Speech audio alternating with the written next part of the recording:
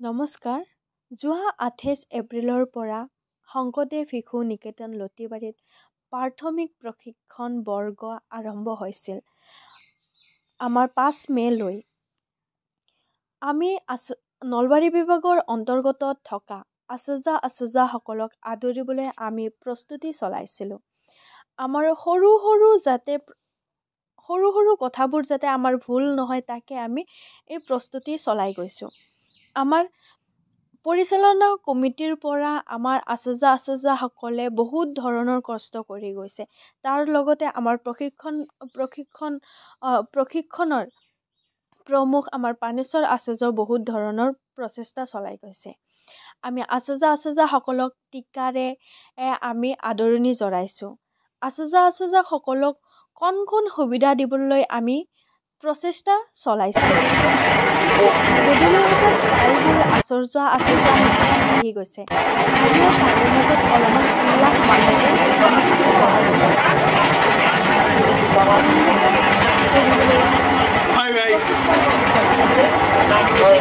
আমাৰ আচৰ্যাসকলে বহুত ধৰণৰ কষ্ট কৰি গৈছে। ৰাতিৰ ভাগত দুখ কষ্ট দিনে নিশাই কাম কৰি গৈছে যাতে এই প্ৰশিক্ষণ বৰ্গটো সকলোৰে পাৰ হৈ যায়।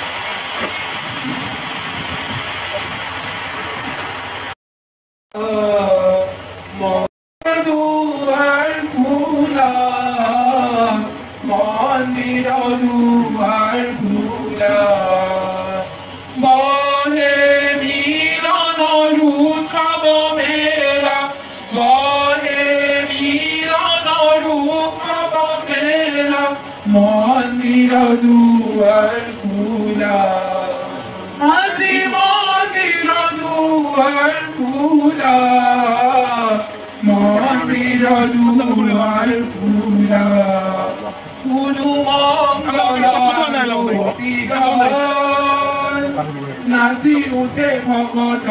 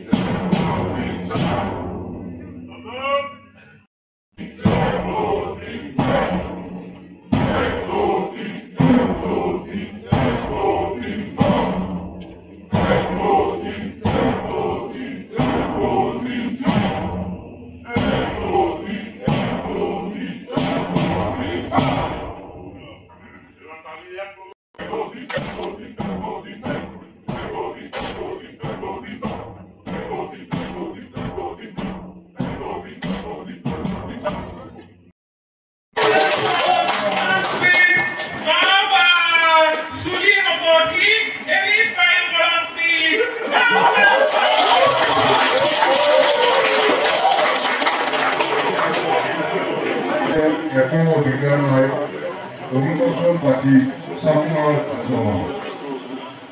এইখিনিতে মই আজিৰ সংবাদ পৰিৱেশনৰ ওপৰত লৈছোঁ। ধন্যবাদ।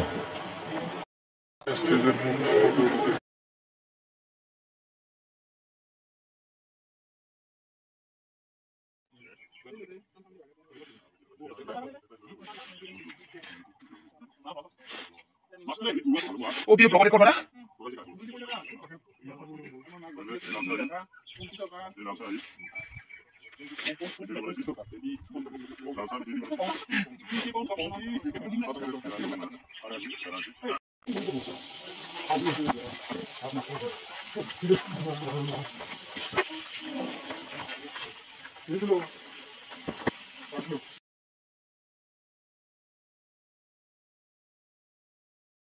লথৈ সুখী হৈছোঁ তেখেতৰ পদ্ধতি আমাক দুগুণ উৎসাহিত কৰিব।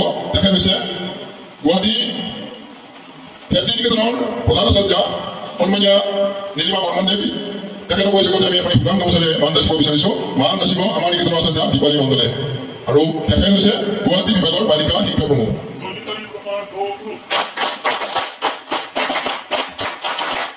আমাৰ মাজত উপস্থিত আছে সন্মানীয় শিশু শিক্ষা সমিতি অসমৰ নলবাৰী বিভাগৰ বিভাগ প্ৰমুখ সন্মানীয় আশুতোষ বৰ্মনে। তেখেতেও আৰম্ভণিৰ পৰাই এই বৰ্গত আমাক যথেষ্ট দিহা প্ৰদৰ্শন কৰি উৎসাহিত কৰি আহিছে।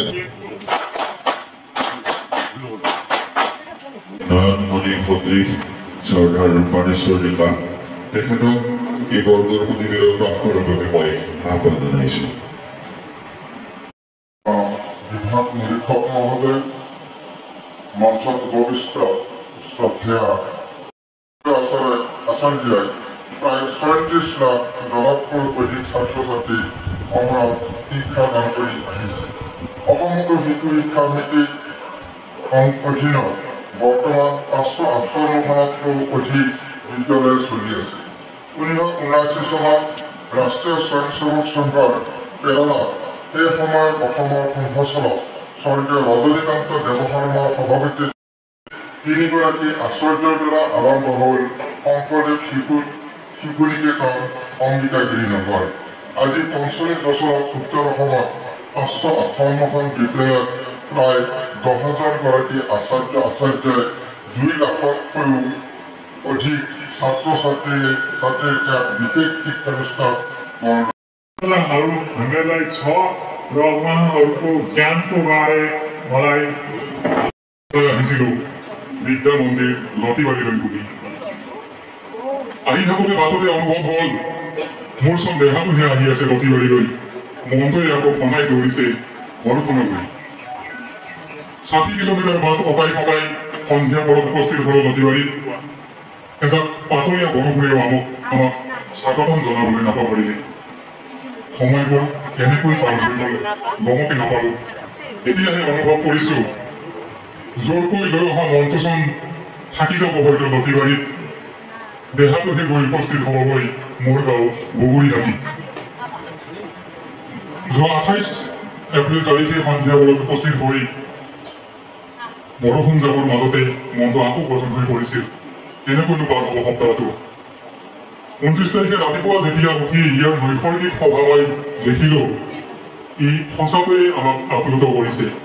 আৰু ঠিক তাৰ লগে লগে এই প্ৰশিক্ষণ বৰ্গৰ যি ব্যৱস্থাপনা, যি শৃংখলাবদ্ধতা, যি নিয়মানুৱৰ্তিতা, ই আমাক বহুখিনি কথাই উপলব্ধি কৰালে।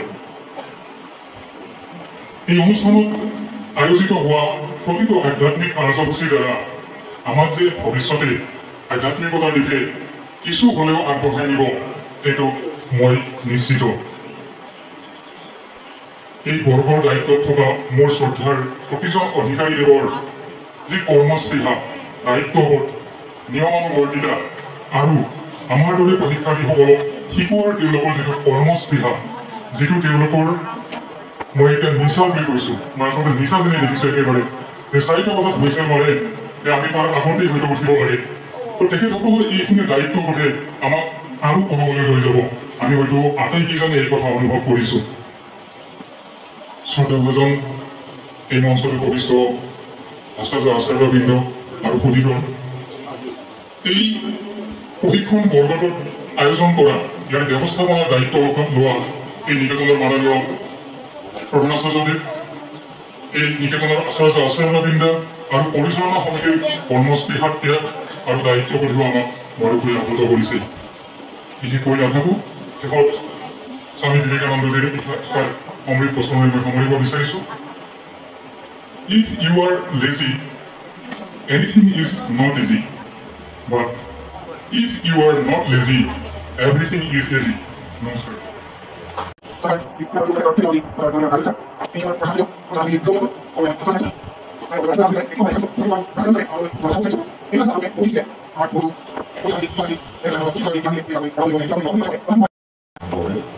তেওঁ কৈছে যে যেতিয়া ভাষণ ৰাখিবা পিছফালৰ যাতে ইখন ফলকখন তোমাৰ পিছত থাকে। আমাৰ শিক্ষা সমিতিৰ যিখন প্ৰতিবাদীৰ ফলক সেইখন মোৰ পিছত আছে। যিহেতু এই শংকৰদেৱ শিশু নিকেতন স্কুল, এইকাৰণে মই গুৰুজনাক স্মৰণ কৰি জয় গুৰু শংকৰ পৰভুনাকৰ জয় কৰিনা।